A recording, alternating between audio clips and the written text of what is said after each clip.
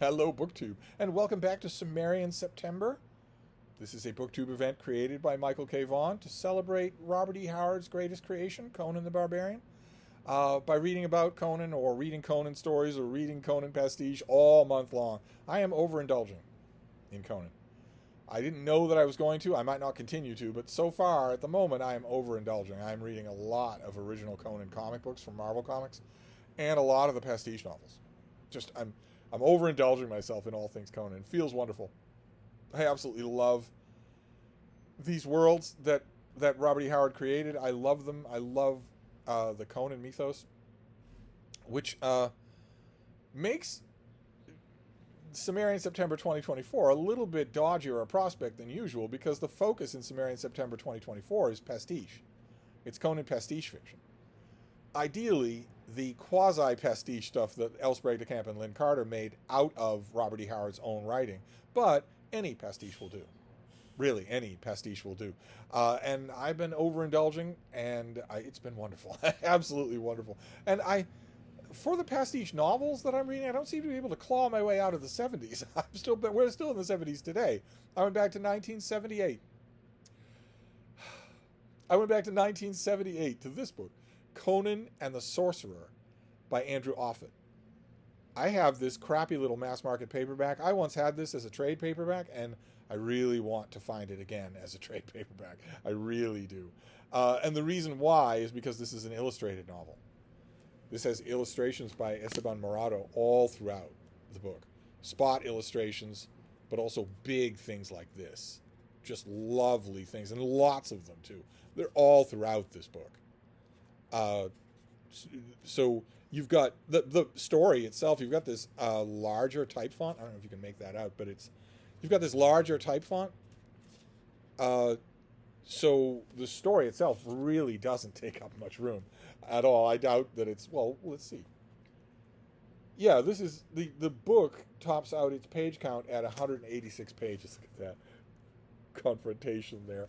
But of those 186 pages, I bet probably 30 or even 50 of them are illustrations, taken up in whole or in part by illustrations. So this is not a long Conan thing to read at all. It's a story of a young Conan. Andrew Offutt tells us over and over again in the course of this novel that the adventure of the Tower of the Elephant has just happened. So that Conan was young and brash, a little bit inexperienced in the world, certainly a lot more inexperienced than his older self would be for facing all kinds of things. And he faces all kinds of things in this book. But he takes a commission as a thief. This is still the period in Conan's life when he was a thief instead of a mercenary or a soldier or a pirate or whatnot. And he takes a commission to break into a wizard's stronghold and steal a precious item. This is always a bad idea. If you're ever given a commission like that, just refuse it, no matter how bad you need the money. Conan accepts. And the wizard gets the best of him and demands that he go on a mission for the wizard himself. And you'd think, well, why would Conan agree instead of just cutting the wizard's head off? It's because the wizard has Conan's soul. And if Conan wants to see it back, well, then he had better do what the wizard says. So off he goes on a trek of his own, and one adventure sparks another, and off they go in this book where Conan has to face marauding animals, another quasi-wizard, whole bunches of armed people. And I loved it. It just barely did not outstay its welcome. It's a good thing that Morato illustrated this book, because if he hadn't done it, this was a short story at most. If he hadn't done it, I would have got bored a lot faster. And this could not possibly have been 30 pages longer, even. Not a chance.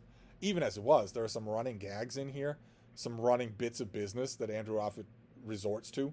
One involving an ornery camel, which I can attest to firsthand. At least some things haven't changed since the Hyborian age. Camels are incredibly, incredibly ill-tempered. I learned the hard way on a couple of occasions that was true. That they are very ill-tempered. They like to bite, and it's no small thing to be bitten by a camel. They like to kick. They don't like too much because they're pretty clumsy animals. They don't have a horse's grace, so they're not 100% sure that if they kick you, they're not going to fall over. They don't want to do that. But if they kick you, they can kill you.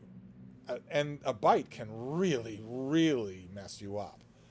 because it's going to go septic, and it's going to be no small thing. It's going to look like you were caught in a meat press.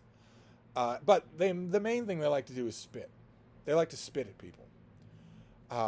And they will take almost any opportunity to do it. And you'd think, well, how many opportunities could they have if they're tethered in place? But a camel's neck is really long, and their face is really flexible, and they get a pretty good aim going with those huge rubbery lips of theirs. So I had to encounter them many times in many places where I traveled eons ago. They were the method of transportation. Past a certain point, they were the method of transportation. So I had no choice in the matter, or that would be left behind. And some of the animals that I dealt with were worse than the animal in this book. Some of them were.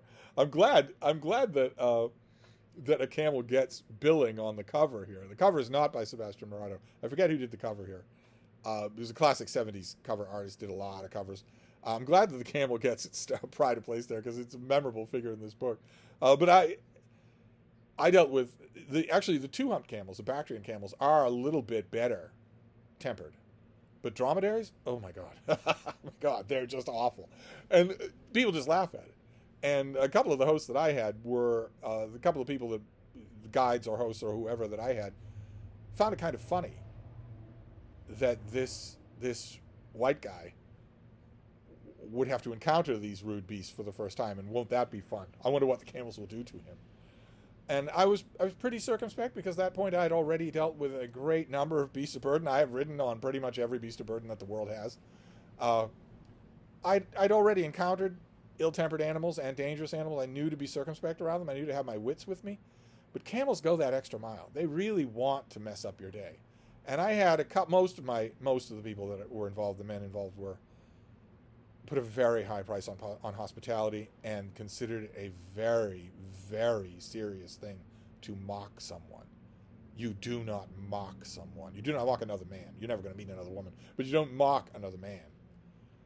Most of them thought that way, to the point that I had trouble sometimes when I was camping with them or when I was staying in their homes, because I don't know if you know this about Irish humor, but it's 99.9% mockery. So it's all we know how to do. We mock ourselves, we mock everybody else, we mock everything that moves and breathes. And I had to restrain that because it was frowned upon, seriously frowned upon. Most of the guys that I'm talking about in circumstances where I had to deal with camels were like that, except for a couple. One in particular that I remember after all this time, God, his children must be dead by now. But he intentionally gave me the worst camel that he had, the worst behaved, worst tempered camel that he had. And we had a confrontation, which is the people that I'm talking about, the kinds of men that I'm talking about, do not like confrontation. Confrontation is very bad because there's only one thing past it, and you don't ever want to get there. So extremely roundabout, florid language, extremely elaborate rituals of courtesy, extremely ironclad observed rituals of hospitality, so that you don't ever have a confrontation. Most of the people that I met in the parts of the world that have camels in them had words for white-skinned Westerners who love confrontation, and they weren't nice words either. And there was only one guy where I had to say, your hospitality honors me, but I've just about reached the end of my patience. I'm not a show for your amusement, and this animal is unsuitable, not just for me, but for anyone. And if we don't start to do something about that, working together, me as your worshipful guest, you as my austere host, if we don't work out something like that, the dogs in this encampment are going to tear that animal apart. And by the time we had that conversation, he was dimly aware of the fact that if I said that about the dogs in his encampment, that was going to happen. That I wasn't talking about my dogs. I wasn't going to get my dogs anywhere near that thing.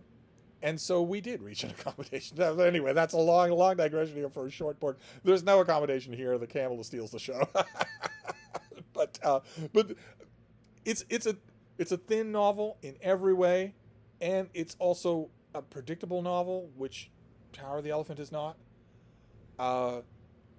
It rings true to the pacing and something of the atmosphere of Rarity Howard, which is kind of what you want in a pastiche novel.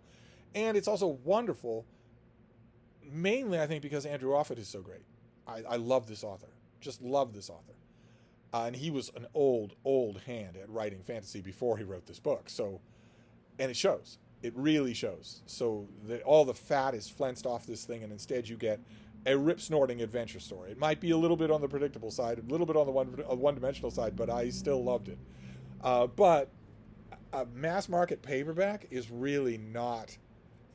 It's really not the format if you're going to have illustrations like this. You really need I had this as a trade paperback once. I don't know what happened to it. I looked for it. This was the only one I could find. I have it as an ebook, but which I guess is great because you've got pinchable artwork and all. But something about Conan, it feels right to have a nice battered old paperback. So I read that last night. Conan and Sorcerer. It was a very short thing that was good. It turned out I had a lot of reading to do last night, so I wouldn't have had time for anything that was much longer. But tonight, maybe not. I don't know what I'll read tonight. I will report back tomorrow. So I will see you then. Thank you, BookTube.